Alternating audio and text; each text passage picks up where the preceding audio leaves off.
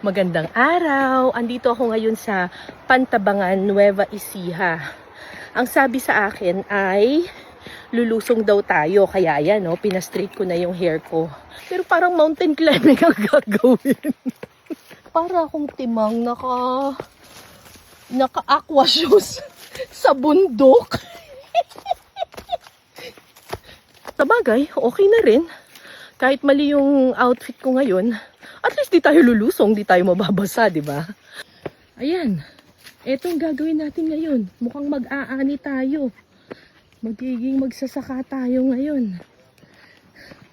Tataniman po ito ng alin po? Pakwan? Opo, pakwan. Watermelon. Napag-anihan na pala to. Tapos na pala yung anihan eh. Wala na akong gagawin. Wait lang! Okay ma'am, pabuhat ko na muna ma'am. Anong gagawin? Pabuhat pa. Tingnan mo itong pinagagawa sa akin ng pinasarap.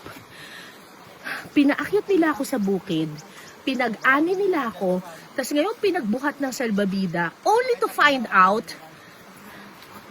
Ayun. Palulusungin din ako.